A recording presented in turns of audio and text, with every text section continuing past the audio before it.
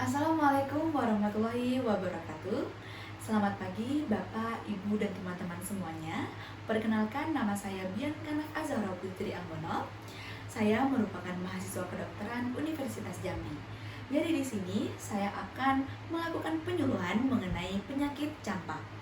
Mungkin tidak terdengar asing lagi bagi Bapak, Ibu, dan teman-teman semuanya mengenai penyakit ini.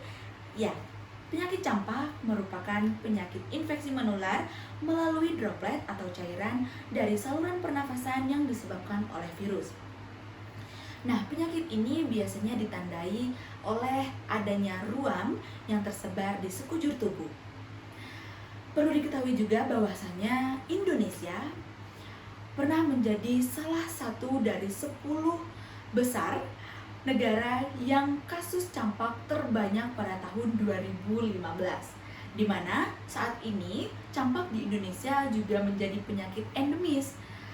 Ada yang tahu tidak penyakit endemis itu apa? Nah, penyakit endemis merupakan penyakit yang menetap di suatu wilayah yang bisa disebut penyakit ini akan ada dan selalu ada, sehingga harus dicegah dan dihindari.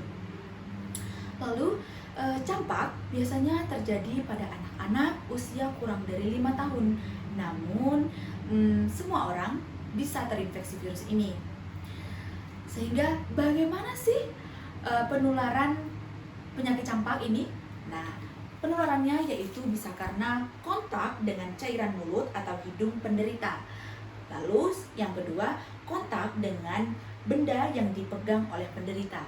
Nah, perlu diketahui bahwasanya virus itu bisa menetap di benda tertentu dalam beberapa waktu, sehingga kalau kita tidak hati-hati dan kita memegang benda yang sudah terkontaminasi virus tertentu, lalu kita tidak cuci tangan, kita memegang mata, hidung, mulut, maka virus itu akan cepat masuk di tubuh kita.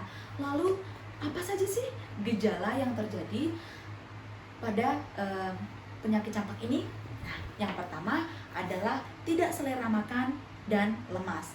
Jadi bagi anak-anak Bapak Ibu, jikalau sudah lemas, tidak selera makan, lalu tidak berkeinginan tinggi untuk bermain, bisa dicurigai bahwa anak Ibu atau Bapak itu sedang tidak baik-baik saja.